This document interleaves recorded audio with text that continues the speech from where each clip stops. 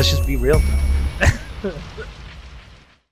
Alrighty, guys, welcome back to the Be Real podcast. Today on the podcast, I have the pleasure of having Ms. Adwoa with me. She is a former Dallas County public defender, Dallas defense attorney, and she is an immigrant from Ghana. And today's episode, guys, honestly, it's going to be a little bit more different than what I've done before. Typically, I do a lot of testimonial stuff and, talk with people and what they've overcome. And I'm sure we'll kind of get into a little bit of that stuff as well, just to kind of get to know Ms. Adwoa just a little bit more also.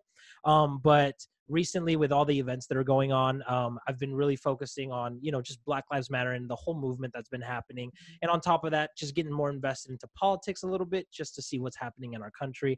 And I could think of no better guests to have than Ms. Adwoa with me. And we're going to be discussing some really interesting things. So yeah, how are you doing today? Everything okay? I'm doing well. I'm chill. This is my first video podcast, so I'm a little nervous, but I'm okay. It's fine. You're going to be great. It's going to be so chill and so calm. I have my my dad mug, so everything is good to go. Awesome. So I kind of want to, honestly, just starting out, because I know we're going to get into some more things. I think we're going to talk about Kamala Harris a little bit and just kind of I guess what they're offering. And then on top of that, some de-incarceration, like the whole movement behind defunding the police and things like that. But before we jump into that, I kind of want to hear from you, your thoughts on the recent event with Kyle. I think it was like Kyle Bitterman, the 17-year-old kid who killed two people and, tore the arm off of another guy with his rifle. What are your thoughts on the way that situation, as an attorney and a defense attorney, I feel like you have a lot more insight on those things. So I just kind of want to know from your stance, what do you think, since everyone's yelling out that he is innocent and that they would have done the exact same thing? So, people attempt to project the law as this objective body of work that takes like a set of specific facts and then applies whatever the standard to it is. And that's not what the law is. In practice, that's not what happens, because you're always going to be judged by people, and people come into the practice of it with like their preconceived notions of who has value and who doesn't have value. Okay. And specifically, instances like this are tough because I really am an abolitionist in the sense that I don't want prisons to exist. So even when we have someone like Kyle, who I believe is a white supremacist and is participating in a white militia, that police approve of, and that is able to target people who are not as valuable as he is because of the side that he's on. In my ideal world, he's not going to prison. In my ideal world, we ask the question, how does a 17-year-old become so motivated by the protection of property that he moves across state lines from where he lives in Illinois with all of these deadly weapons, and he comes to a place that is having this sort of uprising justifiably, because the lives of human beings will always be more important and more valuable than property. I love that. I love that, but I want to be clear that I love that, but I do not justify the looting and things of that nature. I think that there's been so many amazing peaceful protests that have been ruined because they're overshadowed with the rioters and looters. And I think a lot of them are really just trying to prove a different point than what the Black Lives Matter protests are. But I love exactly what you said. People will always matter more than property, but it does not mean that we should destroy people's property.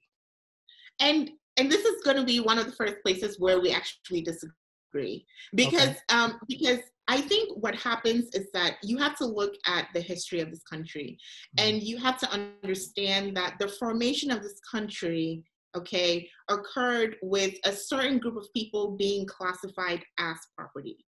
And so that is kind of like the backdrop in terms of the psychology of the country. It is, it is important to understand that not only were Black people viewed and treated by the law as literal capital, but the dehumanization of Black people served the interests of profit and the interests of capital. Specifically with rioting, the important thing that I like to point people to is a point that Angela Davis makes. She asked us, like, what do we imagine violence as? And a lot of people think, well, you're destroying property, you are breaking windows, like this kind of behavior is unjustified. But peaceful protests, kneeling, striking, boycotting is not also necessarily viewed by the majority in a favorable lens as well. There's a classic That's true. quote, There's been no protest that a Black person has been able to do that white America or the rest of Americans agree with. Like, even when Martin Luther King walked, they didn't like it. They said, you should do it a different way. And then Colin Kaepernick talks to veterans and is like, hey, would this be disrespectful? They're like, no, man, we feel like you're good to go. That's why we defended you. And then he does that. Then people are like, you shouldn't kneel. And now they're like, you should not play basketball games. So it's like, well, what should you do? And I will never agree that, hey, it's okay to riot. I understand why they're doing it, right? It's like my little girl. If she's like, hey papa, hey papa, hey papa, and then finally she just has enough, she's gonna throw a fit. Like, it's human nature. We're just seeing a fit being thrown on a whole nother level, and it's causing damage to a lot of people that probably aren't used to damage being caused to them. And then, like, some people that I know, they're like, dude, it sucks because you have like the Black Lives Matter movement, and then you have all the riots and the looting, and they're affecting a lot of Black business owners, like their own people, Yeah, well, and I think it's what's interesting is there's a classic quote by Dr. King, and I'm not sure if I'm quoting it properly. It's a riot is the voice of the unheard, but really, I think what people need to kind of take into consideration is that these kind of protests do, in the long run, advance the cause. And let me explain why. Colin Kaepernick had been kneeling for probably 3 to 5 years now, okay? After a week of violent protests, we had officers who were kneeling, okay? A week of violent protests caused people to understand more and to empathize more with what Colin Kaepernick was doing than repeated attempts to reach the compassion of the people that are in the majority. I think it's important to take into account some of the things that, like Malcolm X had said. You're not going to appeal to the moral consciousness of your oppressor. And it's not to say that, the people who don't like violent protests are necessarily like these terrible, immoral people, but rather to say that dehumanization of the people being murdered is so normal that people don't understand rage in response to it. Rage is a legitimate response to injustice. Like when we see all of these movies, when we hear cultural stories about the American Revolution, there's a lot of rage, there's a lot of violence, there's tar and feathering. I mean, the people that view themselves as fighting for the liberation of America because they didn't want to be taxed without representation were targeting British soldiers and killing them. Okay, and we have instances of violence, like uprisings. If you look at the suffragist movements, the movements for women's equality, there were moments where we had women bombing buildings. It's not that the Black Lives Matter movement necessarily wants or advocates the use of violence, but it's dishonest to pretend as if a lot of what we get in society, including the entire foundation of this country, did not occur through violence. you know. Yeah. The US is founded on the genocide of Yeah. native indigenous people, and Yeah. very seldom do we hear people talk about the foundation of this country as unfortunate because millions of people were systemically Yeah. murdered. So when people say violence while showing movies where people who are freedom fighters are willing and advocating the use of like physical struggle to get where it is that they want to get, they're not putting it in context because they don't think that the movement is righteous.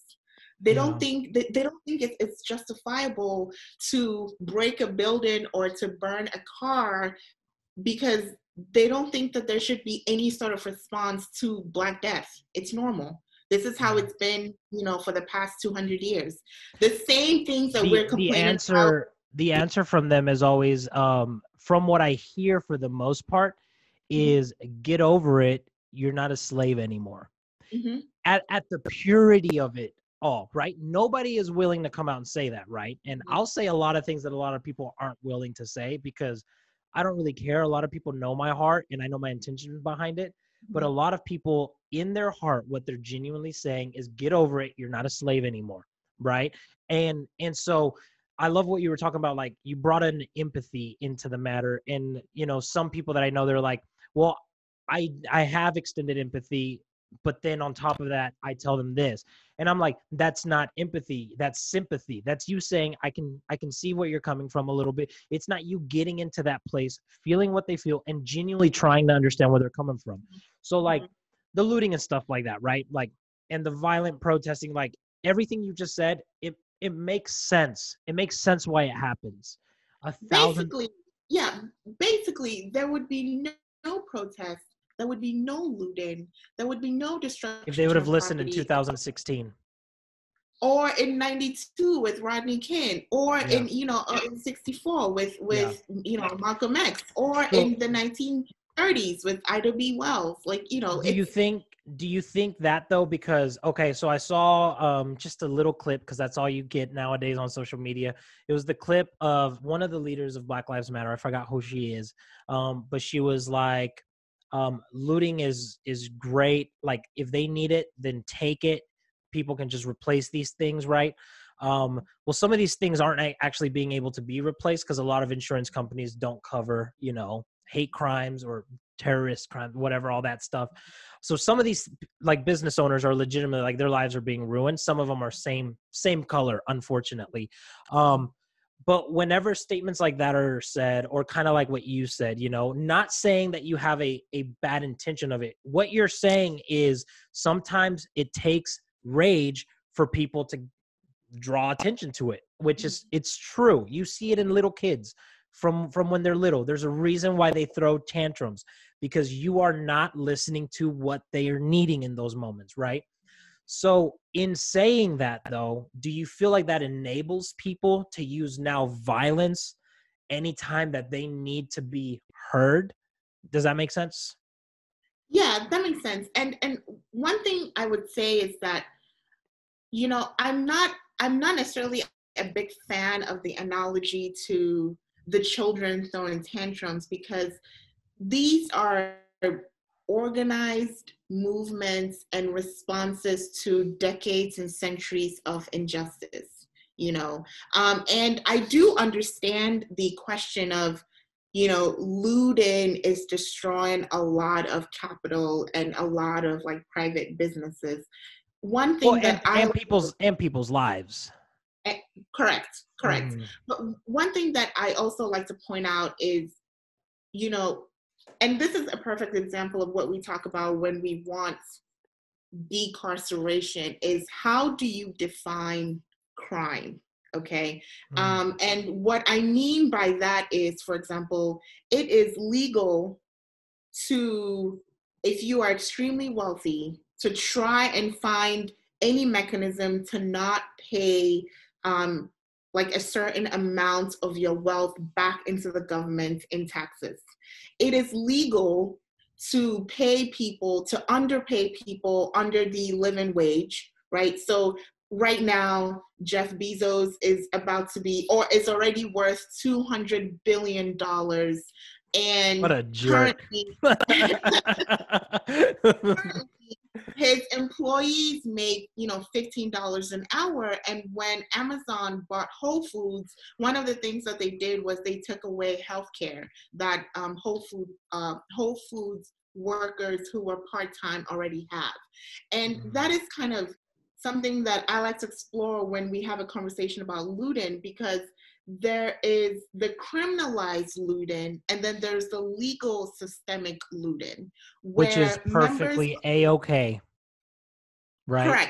Correct. Where I see where you're going members with of this. the ruling class accumulate wealth at the expense of the livelihoods, at the expense of the safety of members of the underclass. Like, this is a society where people ration out insulin, okay? And insulin costs so little to make, but because of profit, insulin is expensive and inaccessible, and it leads to more damaging health effects that are even more expensive to correct. Like, if you're not properly dosing yourself with insulin, then your kidneys fail, and then you have to do dialysis, or you have to be amputated. And there is such a destruction of the underclass. And I don't just mean in terms of healthcare, I mean also a lack of access to housing, because we are more concerned about maximizing profit in terms of housing. We have right now, because of the virus, it is unprecedented how many people are at risk of houselessness. There's so many people that are on the brink of becoming houseless because of the coronavirus. Yeah. And yet we're seeing a continued transfer of wealth to the ruling class. Elon, my spouse and I were just having this conversation because I Googled how much Elon Musk was worth, and it said 83 billion. Get it right. And then, with the B. And then my partner was like, well, he's actually going to be worth 100 billion soon, So there is this unprecedented transfer of wealth to the ruling class, and people in Flint, Michigan, and people on indigenous reservations don't have clean water. People are literally sleeping in the streets. People had to evacuate because of Hurricane Laura, and they weren't provided any assistance. Like, there are going to be people who couldn't afford to leave that are going to die. So anytime there's a conversation about looting, I am sympathetic. I would be so sad if someone broke into my home and took all of my my possessions, and destroyed my windows and burned down my house. But we do ourselves as a society an injustice when we don't ask ourselves, what set of social conditions led us to this pathway? Because they are fixable, It sounds like you are more focused on the root of it than people are focused on the face of it, right? Correct. Because from what you just explained, it sounds like in your heart, you feel like the looting has been happening behind our eyes and we don't even realize it. We don't even notice it, but it's done so systematically correct, I guess you could say, that it's just part of the game. And that's one of the things that like frustrates me with business is that you could be a total a-hole, but it's just business. You know what I mean? But in reality, like, being a human being, no, bro, like, you're a jerk, and that is like completely like wrong what you're doing, right? But it's just weird because I had never thought about it in that way. Also because I'm not a dude that gets into like all these things like, oh, what Jeff Bezos do. All I know is that he worked really hard to get to where he's at, right? Like, he had to. I mean, everyone has to put in the work, no one, especially if you come from like not money, I guess you could say. But he didn't come from not money. There's all this conversation, I think, because his parents lent him a few $100,000 to start Amazon. But I'm not saying Jeff Bezos isn't brilliant, okay? Yeah. The question is, like 1 million seconds, it will take us 12 days to live out 1 million seconds, okay? So like in 12 days, I would have lived 1 million seconds.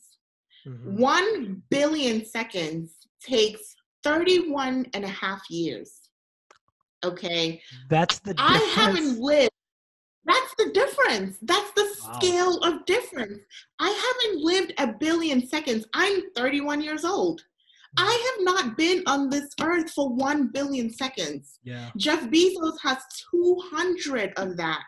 Okay. Yeah. So when we talk about, like hard work, I'm not saying that people who are, geniuses that produce Facebook or Amazon are not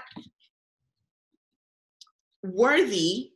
What I'm saying is that the amount of wealth that they accumulate is not reflective of what any human being should be able to accumulate while people literally starve to death. Jeff Bezos cannot spend his wealth in his lifetime. His children can't. His children's children can't. It is an unprecedented amount of wealth, and it happens at the expense of workers. It happens because he doesn't provide healthcare. It happens because he doesn't pay his workers a living wage, and then we, the taxpayers, supplement that.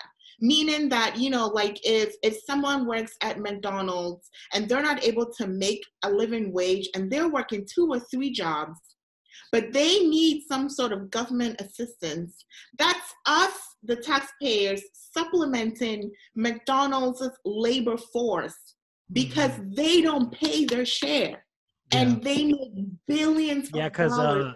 Amazon, I don't think has ever paid taxes. Because of legal loopholes, which are do pay taxes. So it's extremely complicated, and I'm not super well versed in it. They do get a lot of tax breaks, but they do pay taxes. But I think the argument is that they don't pay the amount of taxes that they should pay, and even worse, they don't pay their workers a living wage, and that's unethical. That's unconscionable. I guess it's really, really hard, right? Because first of all, who doesn't want to make the amount of money Jeff Bezos does, right? Like, who doesn't? But everyone has different intentions, right? And I don't know the guy, so I can't really talk about him. I don't know what his intentions are, what his plans are. Who knows if he's like, hey guys, trust me, I'm just saving, and then I'm going to save all America. We don't know that, right? He can make it right now. Yeah. He could. There's a Twitter post that talks about, so there's the estimated amount of money it would take to end world hunger. I think it's about $5 billion. It's $150 billion a year. And the reason I know that is because me and my buddy are on a mission to do that. It's $150 billion a year to end world hunger? No. I mean, clean water is what. Sorry, I misheard you. Got it. Yeah. No, you're fine. Yeah. But yeah, so he could change the world right now if he wanted to. So it sounds like people are. It sounds like. Sorry. We shouldn't rely on the kindness of people. Like that kind of, when I was an undergrad, I majored in philosophy, and a big theme in philosophy, they call it like the master servant like dynamic. Okay. We shouldn't have to rely on the kindness of people. People should get what they need because they are people. That's it. If you have the capacity to suffer, if you have the capacity to feel pain, you should get what you need because you live in a society and because you matter. Like, we shouldn't have to live in an oligarchy where billionaires get to decide who lives and who dies today because they might be kind sometimes. And that's basically the feudal system that we supposedly abolished, where kings and queens had a peasant class, and it's just different now. Now there's not crowns, there's money signs. Right. So it sounds like really at the end of it, what you're saying is that people are more pissed off of looting, which is a cry for help, and by what I mean is like the rioting and the looting that's happening in face value. than they are about the looting that's happening on the background, that it's not a cry for help. It's a cry of greed, essentially, is what it is. Correct. It's a money Correct. making move, you know, which Correct. I think any entrepreneur, any capitalist that listens to this right now is probably going to be thinking to themselves like, well, duh, I want to save as much money as I can and make as much money as I can because this is America, right? But I also, before we move any further on this specific subject, like, I don't think I got an answer from you as far as like, if we keep saying looting is okay, rioting is okay, violence is a good way to protest, is that going to enable, do you think that is going to, because I feel like it will, like if somebody hears, and I think as soon as the lady who's leading like the Black Lives Matter like organization, as soon as she was like, they should loot whatever they want, they take whatever they want because they need it, then that automatically makes people think like, well, hey, it's go time. Let's go secure the bag by doing this. So do you think that's going to enable people, and that may create an even bigger chain of events that may hurt us in the long run? No, and let me tell you why my answer is no. Okay. People who are destroying property and looting they are not a powerful class of people. They are a criminalized class of people that could face long prison sentences. So people who engage in this behavior are risking incarceration. They are risking losing everything. I don't think that people that are looting, people that are destroying property, people that are responding, what I conceptualize as a symptom of injustice, right? People that are engaging in this behavior need anyone's permission or anyone's validation. This is why I always focus on why this is happening as opposed to the fact that it is happening. That's how I think. Yeah, they will be arrested and they will be prosecuted and they will have harsher sentences than anybody who destroyed the entire water system of Flint, Michigan will ever serve. Right? So there's no the conversation about will it enable them. You're already at a point where you're like, yeah, if they want to go to jail, I guess it will, if they don't mind risking that. Right. Yeah. The point is that no one is viewing them favorably. No one is giving them social capital. No one is giving them a free pass. They are a hated class of people in society. So the conversation about whether it will enable them, I think it's not really a good one, because these are people that the general society don't respect and don't value anyway, you know. Well, they kind of are showing that they don't respect and they don't value the other citizens by doing that, right? Like, whenever everything started happening, I loved the peaceful protest and cops were kneeling, you know what I'm saying? Like, people were seeing that.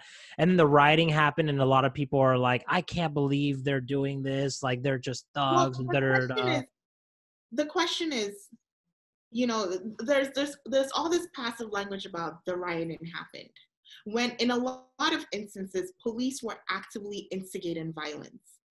You know, when the protests began to happen with George Floyd, I saw a lot of people come to terms with the scale of police violence.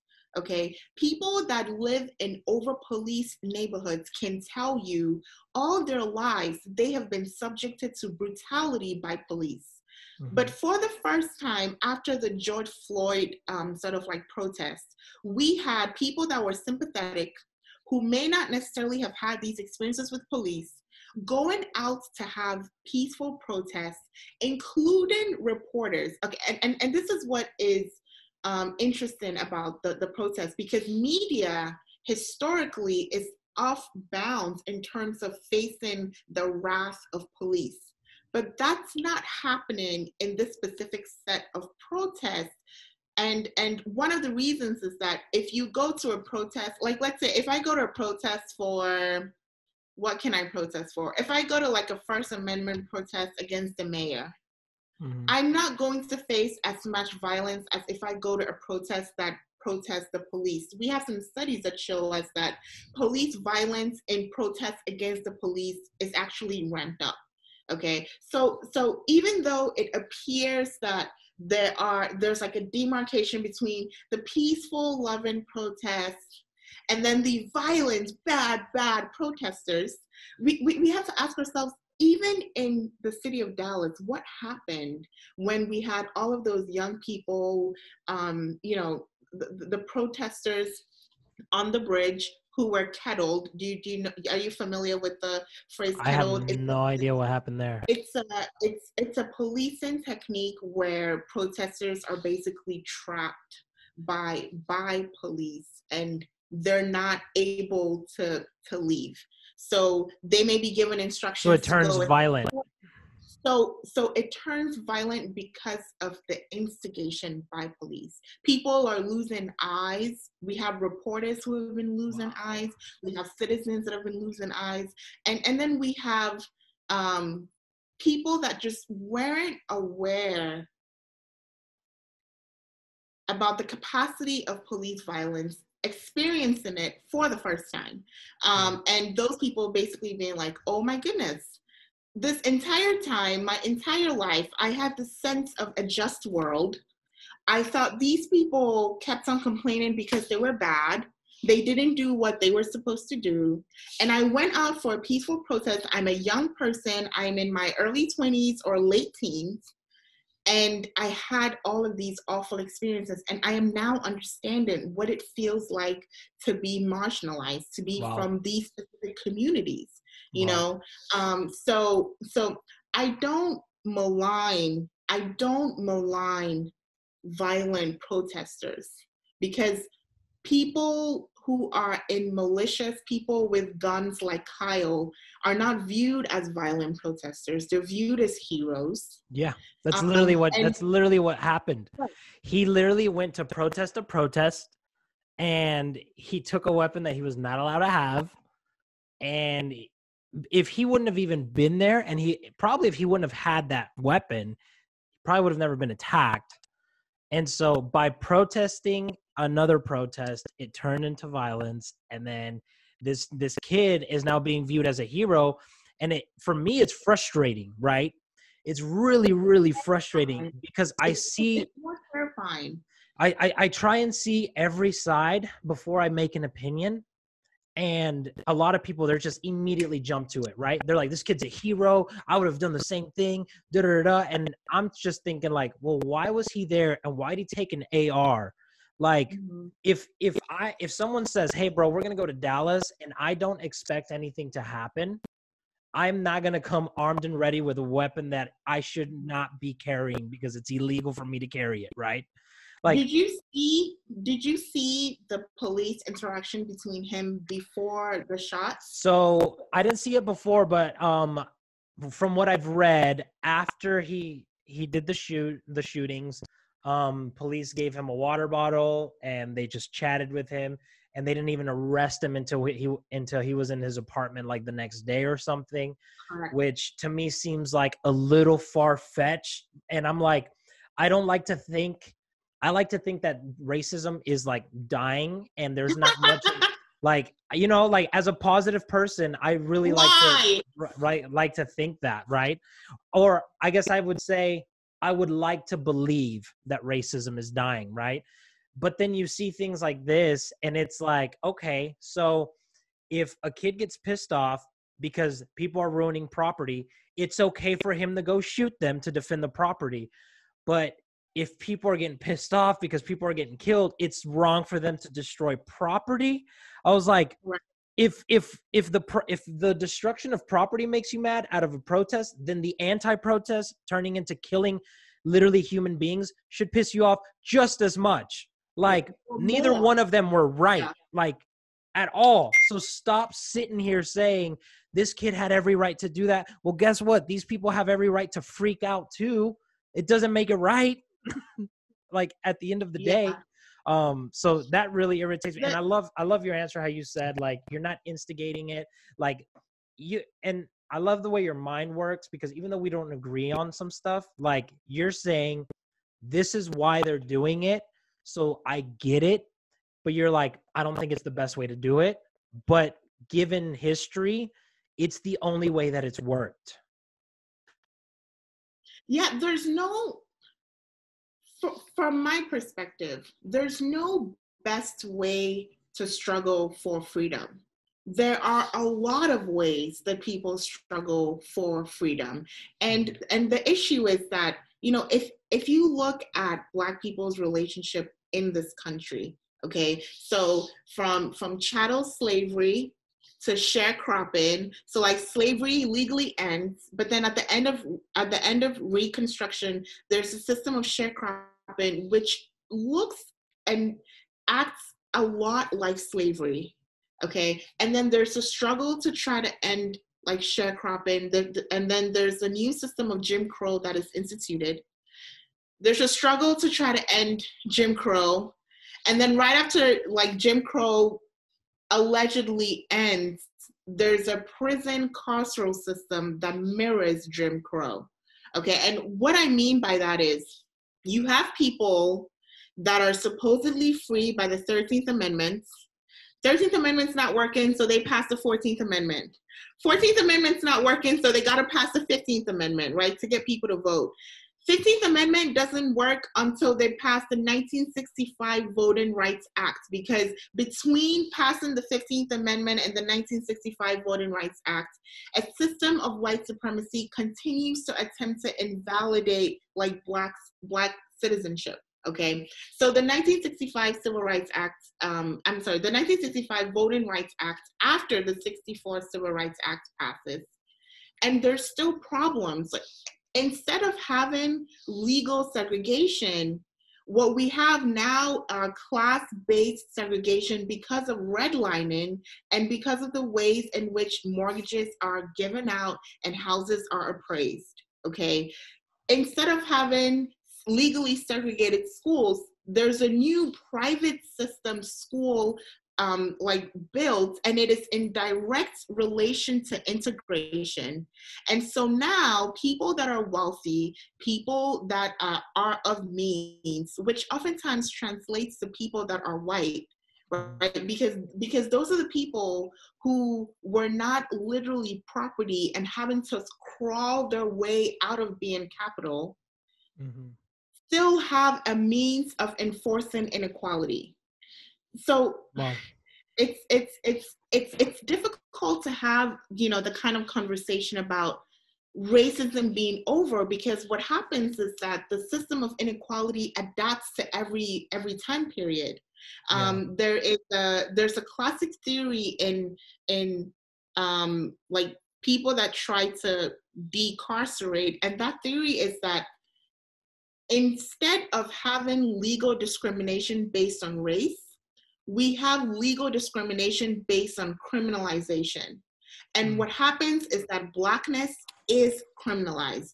And so the same effects of Jim Crow are in place today, because now you can't get a house because you have a misdemeanor conviction for possession of marijuana. But you have a misdemeanor conviction for possession of marijuana because of who you are and because of where you are and because of how likely you are to be stopped by police. Yeah. Okay. So we can have, like, you know, President Bill Clinton talk about, you know, smoking marijuana, and we can have sort of like conjecture about, you know, people that go to Yale University using cocaine. And we have all of these conversations about, you know, suburban housewives being addicted to prescription pills. And they're not seeing the marginalization of criminalization that Black people are seeing, because they're not being arrested. They're not being put into the system. And if they are, they have the means, they have the resources to wiggle out of the system, which is why people like me want to abolish the system, because we view the system as a legal means of reinforcing Jim Crow by criminalizing certain acts that are not enforced equally. Black people are systematically disenfranchised because we are arrested more, we are convicted more, we go to prison more, and, you know, the response is, well, then just don't commit crime. Okay. That's like, literally what every person says. Right. they're like, don't commit crime. And my response is, you first. You stop smoking first. You stop doing pills first. Before you ask other communities to live up to this moral standard of sainthood, because you're not even that's living up to. Right, that you yourself are not even living up to. But even worse is that when we see the opioid crisis hitting like white suburban neighborhoods, the response was not criminalization like there was during the crack epidemic.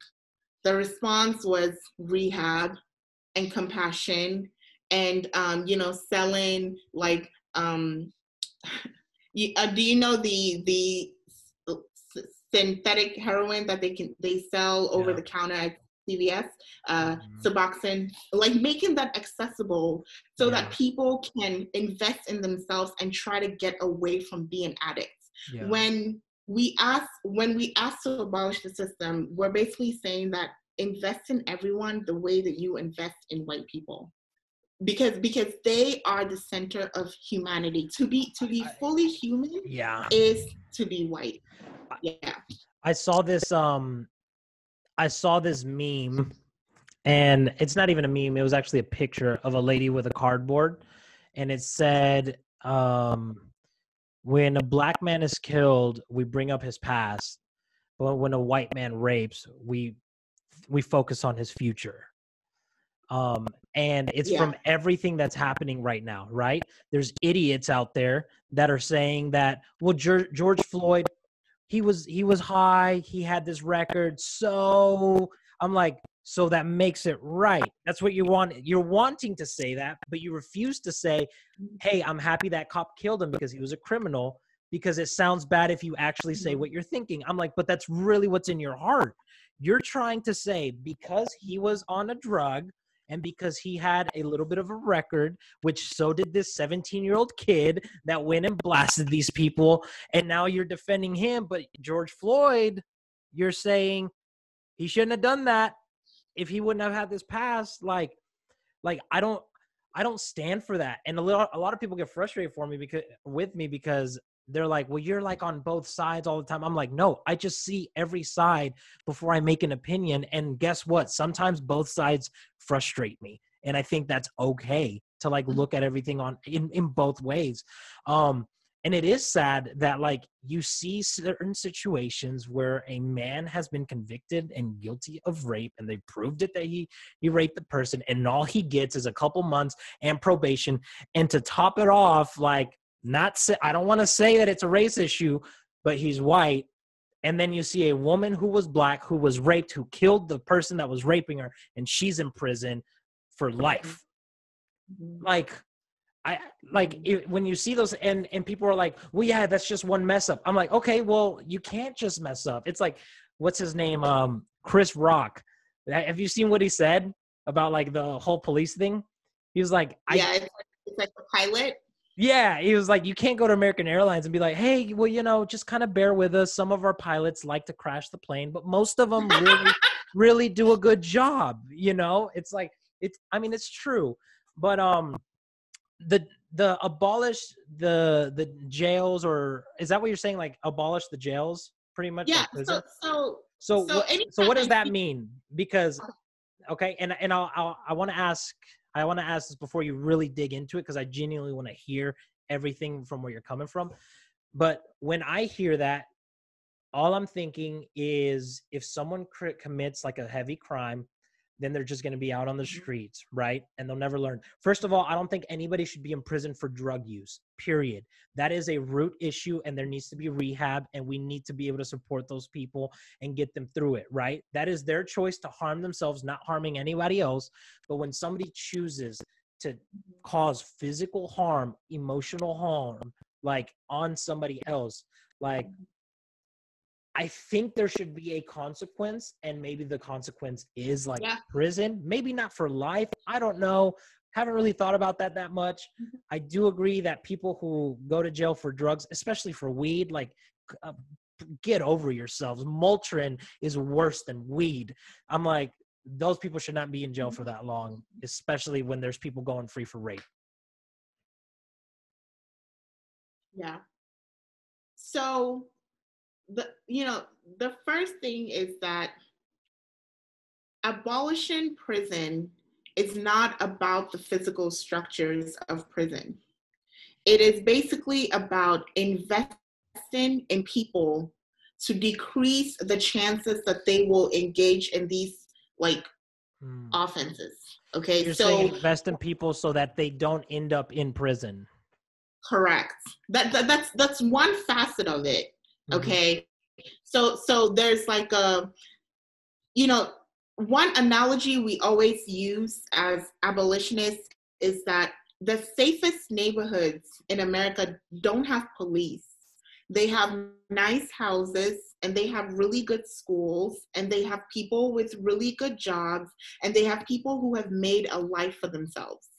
The neighborhoods in America with a lot of police are the over-policed neighborhoods. They have not so great school systems, not so great, the property taxes that are coming out of those neighborhoods. There's not as much investment in terms of businesses, in terms of like what good could come out of those neighborhoods. And so one example is that for the city of Dallas, for example, and I'm hoping I can send you this infographic so you can actually edit it if you can onto the screen. Definitely. The budget for the police force for the city of Dallas is over $500 million. Isn't it like 70% of the total Dallas budget? I'm not sure if it is 70%, but it is one of the highest, if not the highest. And when you look at housing, the amount that's going to housing was, if I can recall correctly, it was $11 million. Okay, so what we have in the city of Dallas is more investment in the policing of maybe people that are homeless, maybe people that are addicted to drugs, maybe people that are traumatized, okay? Maybe people that have mental health issues, maybe people that don't have, they're not able to sustain themselves economically. We have the policing of those people more than we have the fixing of those issues: housing, economic justice, quality schools, invested neighborhoods where the property taxes or the value of the properties are something that the people in the neighborhoods can be proud of. And when we ask for abolition, we're not just saying tear down the jails and the prisons with no plan. We do want you to tear down the jails and the prisons, but we want you to tear them down because we want you to invest in correcting the issues rather than just policing the issues. So as an attorney, sometimes the offenses that we get, these are just the outcome of poverty, okay? One classic example is criminal trespass. Criminal trespass is a standard catch-all homelessness policing offense. Basically, a lot of homeless people panhandle. They may be on private property. They may, scare customers away. They are not people that people who aren't homeless want to see. And that's the other part about it, because we don't want to see the injustice. Yeah. We just want to live our lives and go back to the suburbs and go back to our homes and kiss our children and go back to sleep. That's why no one wants to see the looting and the rioting. Correct. Wow. We don't want to see the injustice in society. So what happens when we are confronted with it? We call the police and we tell the police, take these people out of here. Remove them from this property. Remove them from our sites. Remove them from my consciousness and disappear them in jail. So they'll go to jail. The city will fund the jail. The city will fund the food in the jail. The city will fund the guards for the jail. But the city will never fund for them to have permanent housing. And that's what the struggle is for. It's where is the money going? The money is going to policing and incarceration. but the money is not going to economic justice. It's not going to housing. Schools. It's not going to jobs. It's not going to schools. Yeah. You know, that's what we mean when we call for defunding or abolition. We're saying make Oak Cliff as valuable of a neighborhood as Highland Park. Because those are clearly two distinct neighborhoods. And I'm not sure that these neighborhoods have different rates of drug use. Okay? Like, I'm not sure people use they more more than likely do not. They more than likely do. don't. I guarantee you there's some daddies upstairs in the restroom going, how am I going to deal with these kids right now? Right? As much as there is like in Oak Cliff, I guarantee you like the drug, because pain is pain. Pain isn't hidden and taken away with money, period. Right. So if there's pain and poverty and there's pain and profit, like there's just pain everywhere and people are going to medicate it. So like the symptoms are the same everywhere. They're just handled differently because of policing and environment. That makes sense. Correct. And a huge part of it is about who as a society we think is valuable and who as a society we think is disposable. Like, who can we dispose of? Send them to prison. I don't want to see. I don't care. I don't care why this 17-year-old person is engaged in armed robbery. I don't care that he's from the foster care system. All I care is that he did it. All I care is that I don't want to live with him because he's not fully human to me. You know, because if our children engage in armed robbery, like you and I don't have any children, but I'm guessing you do because you have a dad mug. Yeah. Yeah, I got a little girl. Okay, right? I got a little girl. Her name's Tatiana, but I call her the goose, and she's like the most beautiful little angel in the entire world. Right? She is your little angel, and there's nothing that your angel can do for you to think we should just dispose of my angel. My angel doesn't matter. That's your the angel gospel. will always matter to you. She will always matter to you. And what we're saying as abolitionists is that those people in prison, they matter to us. You know, we don't want to dispose of them. And then the second part about it is what to do with violent offenses. I actually previously pulled up like the top 10 reasons people were in TDC, which is the Texas Department of Corrections, which is prison. And a lot of the offenses were property. Burglary can be viewed as property, or it can be viewed as violent because people are super scared about the idea of someone like breaking into your home and committing a felony, right? But a lot of the offenses were property. Some of them were violent. Like, that's not something that I'm gonna hide from or be dishonest about. But what we ask ourselves is, when people engage in this behavior, what can we do to make the behavior stop? Because prison doesn't make it stop. Yeah, at all. You know, at all. People go to prison, and when they come out in about 5 to 10 years, they are likely to reoffend, and it's not because they're bad people. It is because whatever caused them to go to prison doesn't change when they come out.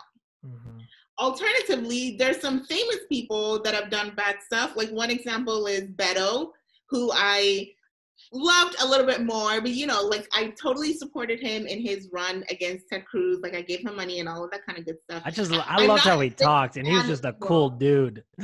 Yeah.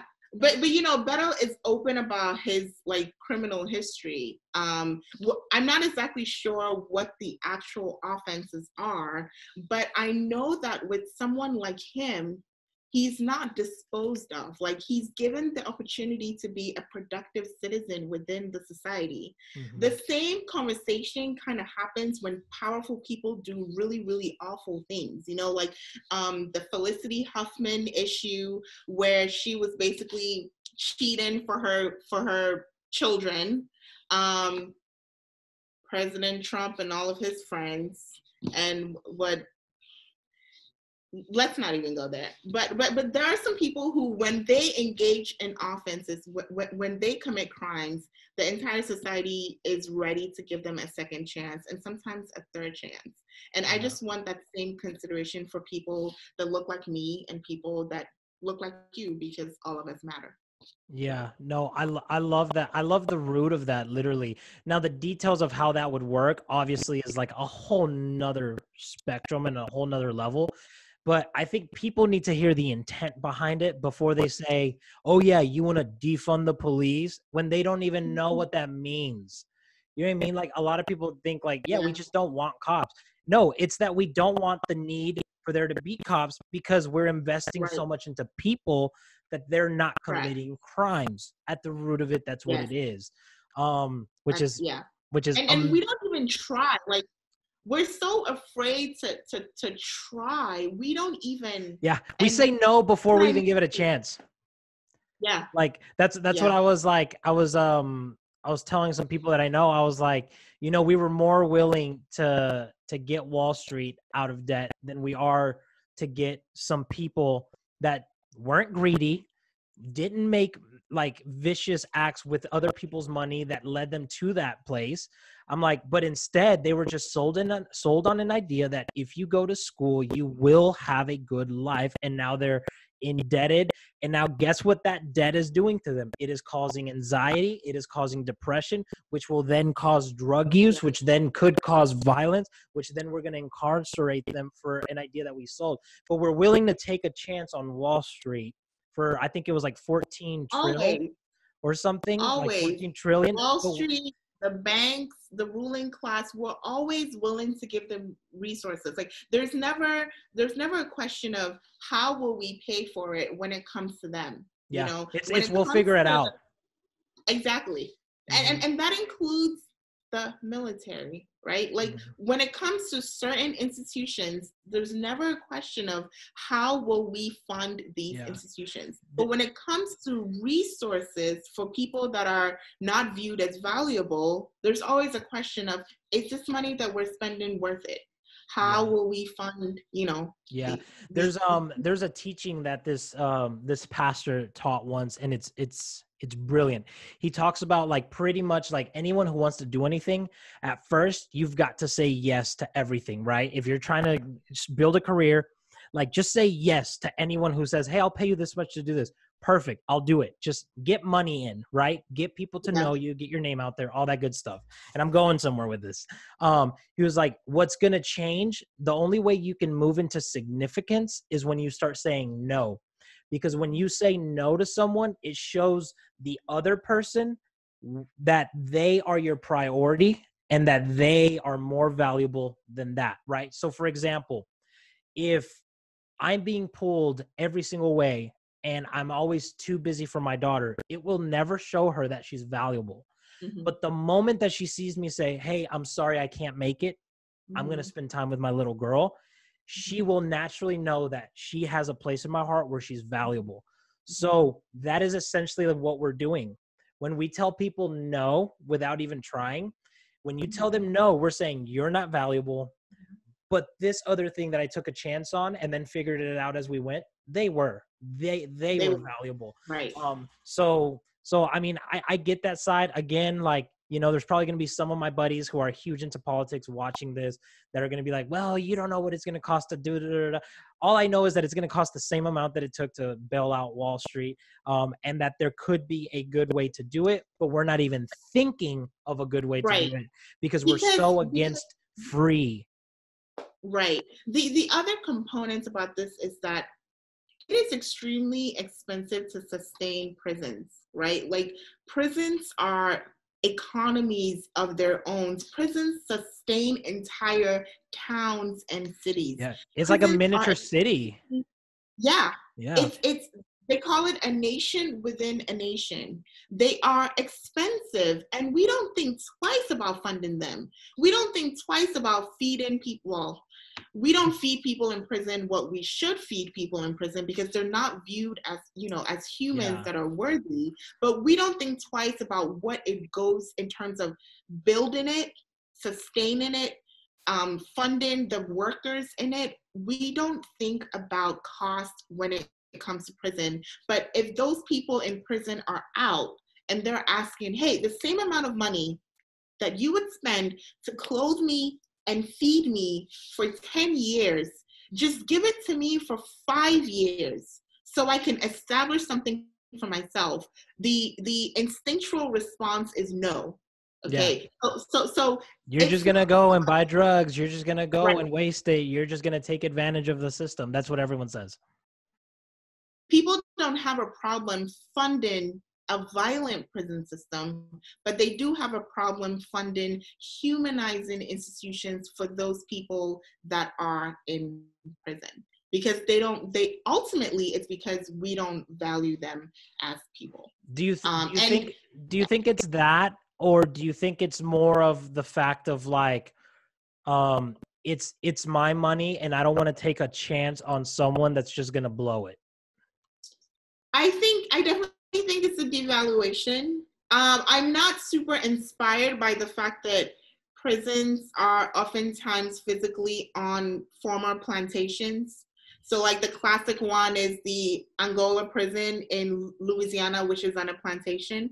If you go to TDC, when I was a public defender, we did a tour of the Texas Department of Corrections, and they will show you the plantation where, like, you know, people picked cotton. And till this day, incarcerated people in Texas produce cotton.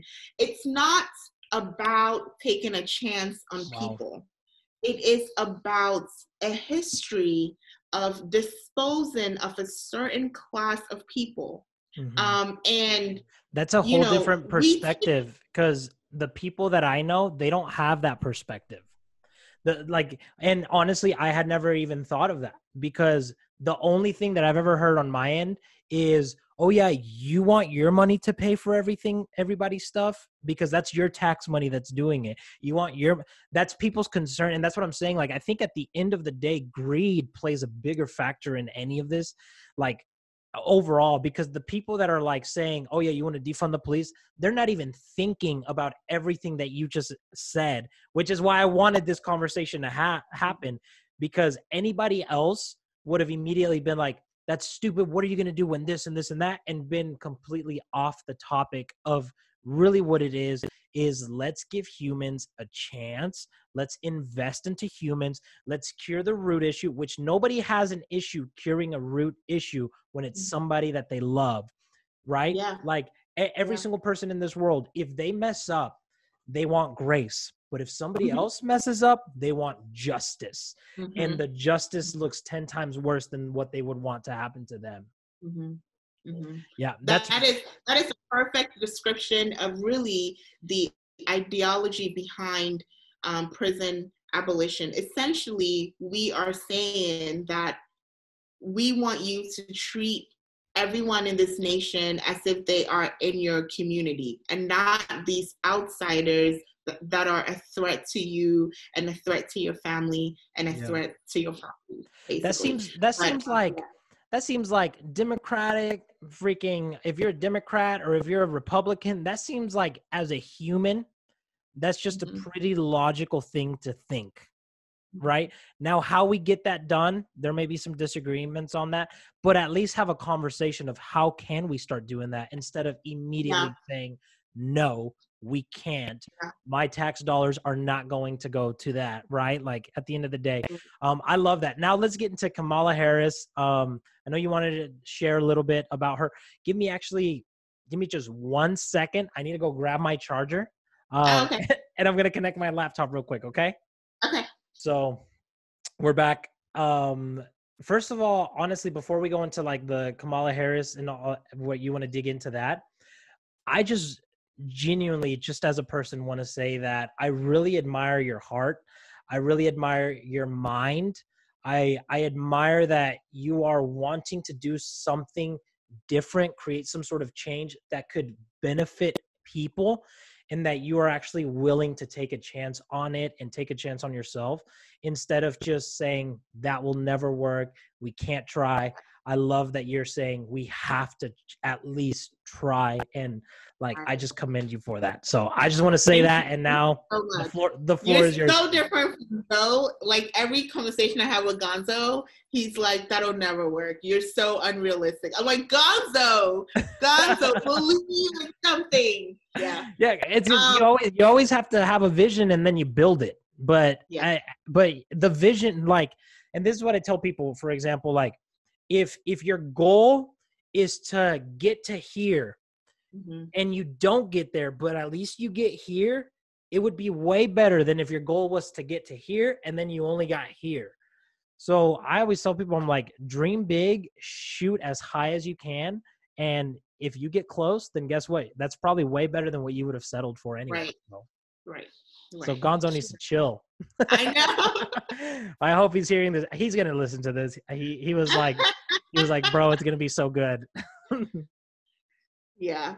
He thought we would have like conflict, and I'm like, and he was like, my cousin is like deeply like spiritual and like religious, and every single time I have conversations with believers about improving the society, there's not a lot of pushback, like there may be pushback in other realms of conversation. Like if we had a conversation about sex work, right? Like, so let's say I do honestly believe that it should be legal for people to have sex for money. Like, I think that the government should not tell anybody, especially not women, whether we can have sex for free or whether we can have sex for money. And I get so angry that the government thinks that they can tell me that I can only have sex for free, which is absurd, right? So like if we're having a conversation about,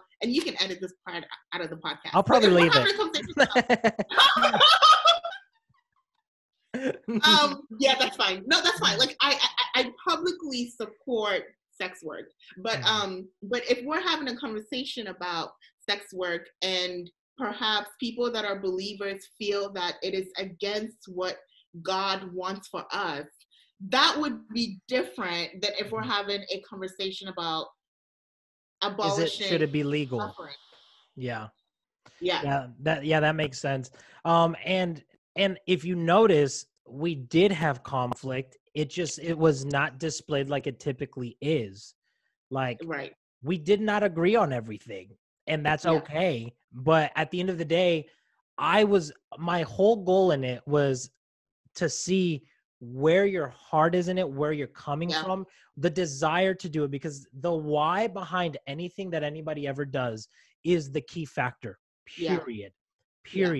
Like, you could do something so simple, but if your why is like, it drives you, and somebody else thinks it's stupid because they've never heard your why, they could just destroy it and they just ruined your entire life.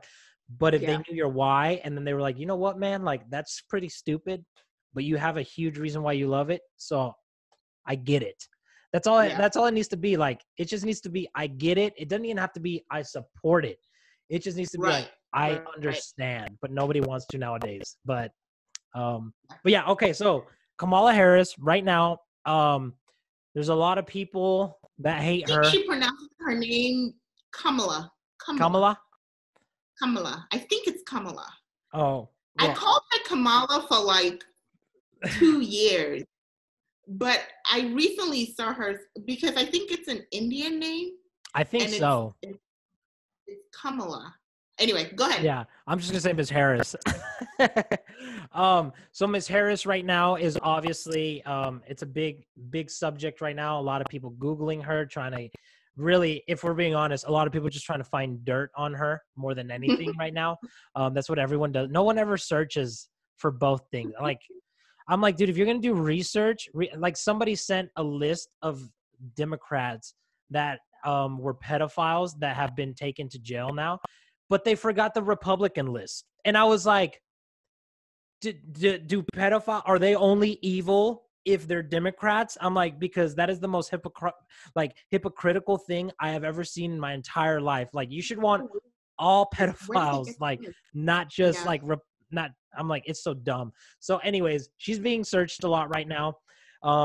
And so you have some strong views on her, and I have some. No, they're not even that strong anymore. I think initially when the announcement came, I was a little bit disappointed because, you know, this is a period where there's a lot of on the ground protests against the brutality of law enforcement. And then the Democratic Party picked like someone who called herself a head cop, right, to be the vice president. And it was initially very disappointing because a lot of people who are progressives, such as myself, were hoping that the Democrats, even though they did not pick Sanders, would signal that they were going to incorporate like some sort of like progressive policies within the platform. And they would signal that with the vice presidential candidate. And then they didn't signal that. They picked Kamala. And so it's about her, but it's not really about her. You know, it's not personal. And it's even more complicated when we talk about the optics of like race and, you know, inclusion, because a lot of people believe that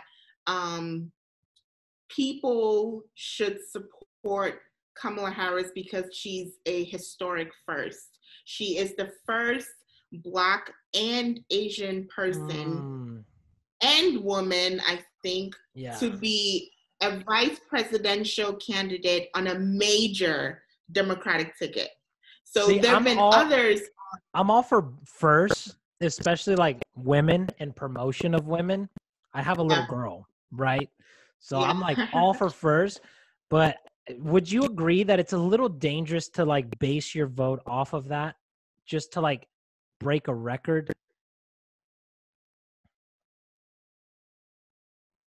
I don't know if it's dangerous, but I think that if it conflicts with your values, then you should go with your values.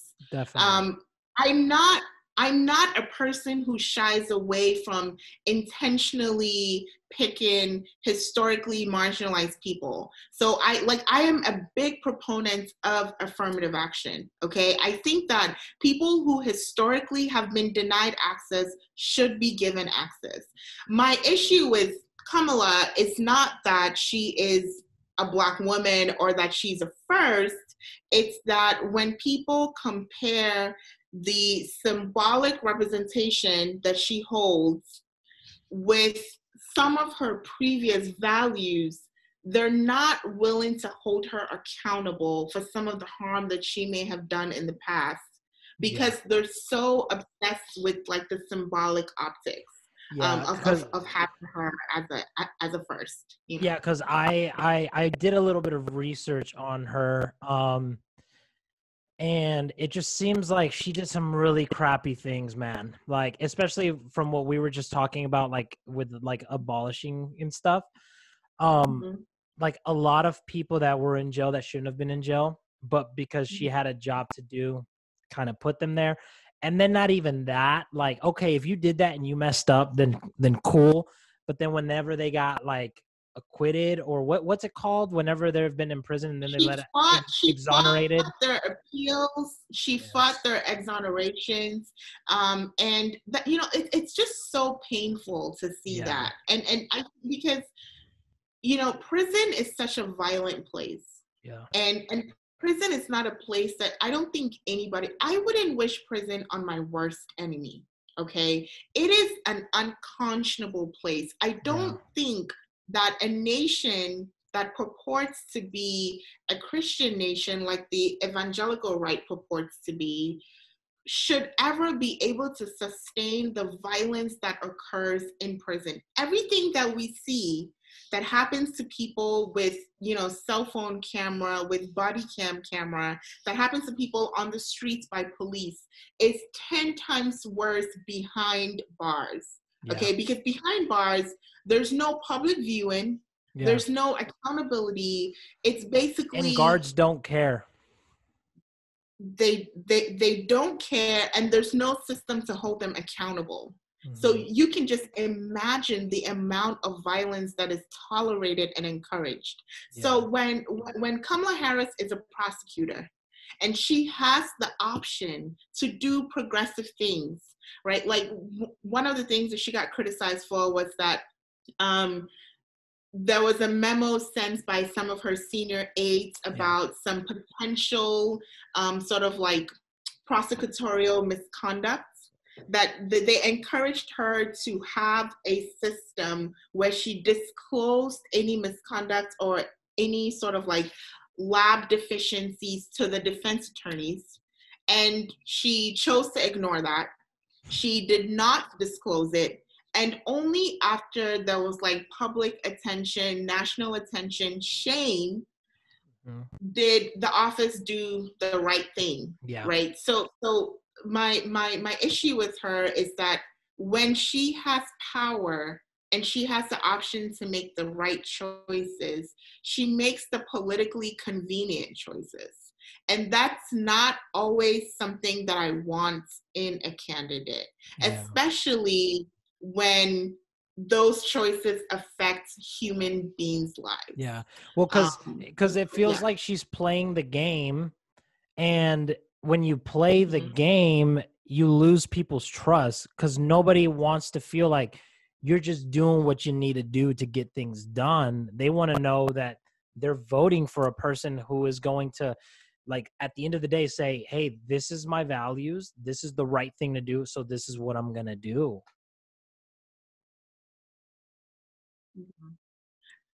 I mean, I don't believe that politicians have integrity. I think it's all about power. And so what the system of checks and balances that we have is we, the voters, hold these public servants accountable. We say, hey, public servants, we're going to hire you for this job. And if you don't live up to what you promised to do, then you're going to be fired and we are going to pick someone.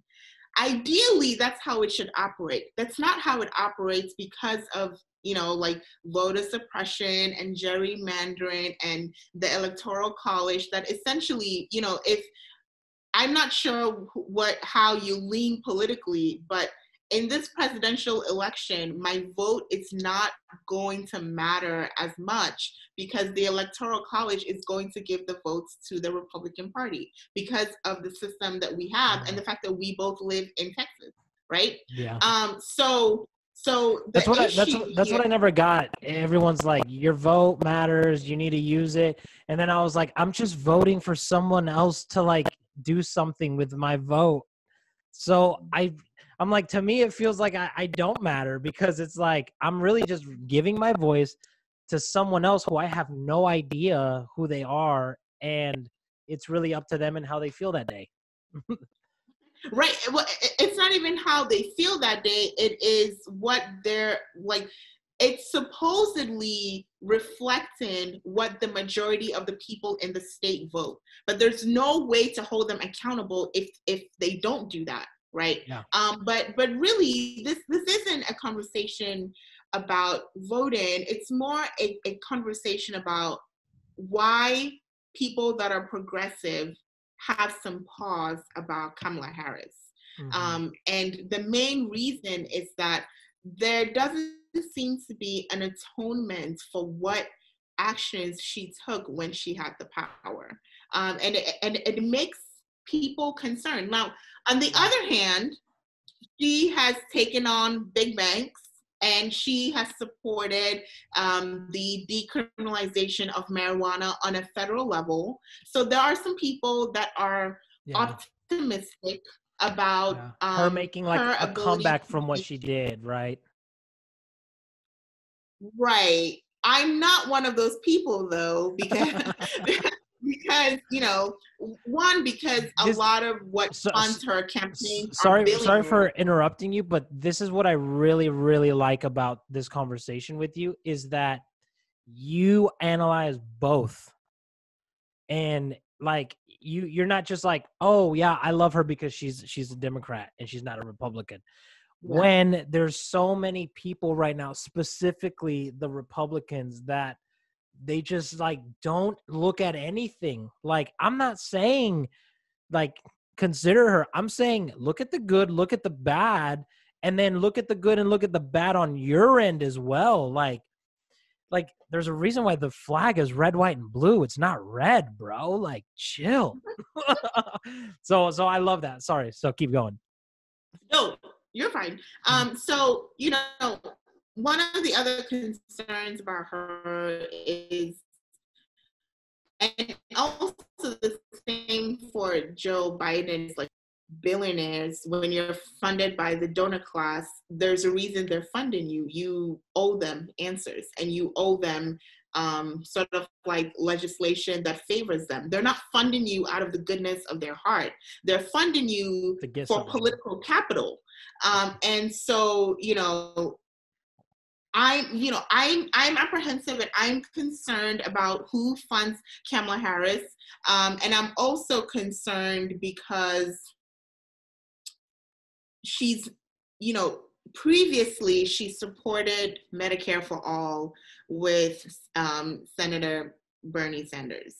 And then she kind of like backtracked from there and decided that there would be another universal healthcare system that she wants to implement.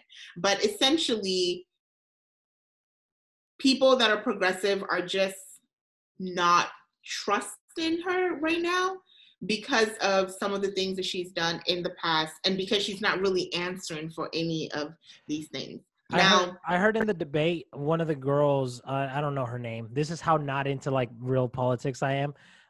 But she was coming at Kamala Harris, and she was like, literally pulled out all her dirty laundry that she did, as far as like putting people in prison that weren't supposed to be in prison, and then not letting them like get out because she just didn't want them to get out, I guess.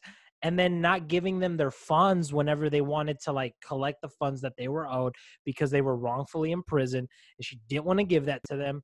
And instead of addressing that, she would then attack the other person. And I'm like, I think you would have made so much more headway in the campaign if you would have just owned up to it and been like, yes, I did that, and now I'm trying to correct it and make moves to correct it.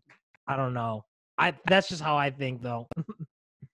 Yeah, I mean, I'm not sure what politically savvy decisions that politicians should make. My only concern is that sometimes I feel like constituents relate to politicians as celebrities and not as public servants. And so, you know, they're very hostile to any critique of politicians that they like. I really, really love Bernie Sanders, and I'm not hostile when people critique Bernie Sanders because he's not my dad. He is a politician, and you know he's here to do a job, and so people who have issue with him are legitimate in having issue with him because he's here to serve the people. With the supporters of Ms. Harris, that's not always the approach that that they have, and it's a little concerning because the question is, if Joe Biden wins, if Kamala Harris is vice president, will the base hold them accountable and ask them to live up to some of the promises that they have made? And they've not even made really good promises so far. But I'm really, really hoping that the Democrats are able to pull it through. Yeah. I'm rooting for them. I'm supporting them, even though I criticize them heavily. I just want us to have, I just want us to have a relationship with politicians that isn't celebrity-like. And it's more like public servant, constituent type of relationship, you know? Yeah, no, I love that. And at the end of the day, like, I'm not a politician. I'm not huge into politics. I've looked into it a little bit more recently just because I like having information before I have an opinion, but I like it having information on both ends. Like, that's it. Like, you're so much of a both sides person. And it's so funny because I usually don't like both sides people. Like I, I find people that attempt to find legitimacy in both sides too centrist for me. Like personally, right? Like I'm not a both sides kind of person. I have a side. Like if you ask me what my side is, I will tell you flat out what my specific side is. And it is an enjoyable conversation, despite you being a both sides person. Because usually in my personal life, me and both sides people. Do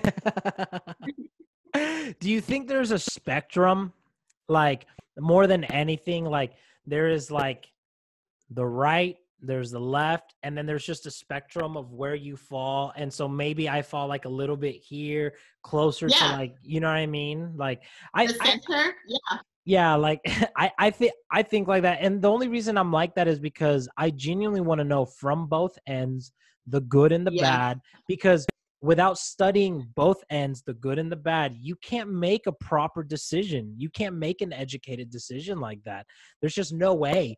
And as far as I'm concerned, I think it's both and.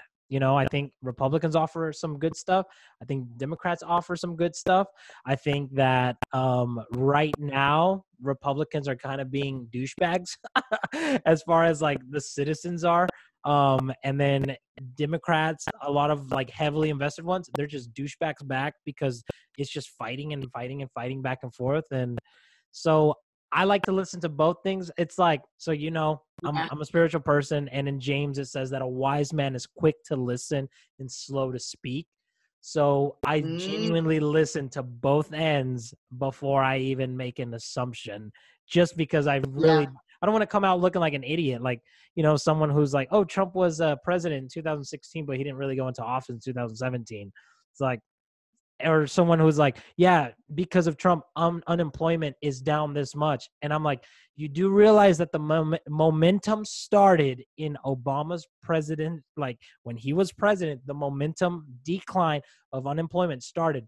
So you cannot say that it's because of Trump, because the momentum had to start somewhere, and it didn't start with Trump. He just kept the momentum going, which is good. Obviously, we want a president to keep the momentum going. I'm like, but look at where it started, and a lot of people don't like seeing that stuff. But either way, I enjoyed like this conversation with you so much. Just honestly, at the end of the day, it showed me a lot of your heart, and hopefully people that listen to this can hear the reasons why people are so right now invested into defunding the police and into like the Black Lives Matter movement, and why the riots are happening, and focus more on why and try and seeing on that end instead of being so uncaring and being like, just stop, you know, like when someone is in pain, you don't say stop crying, stop this.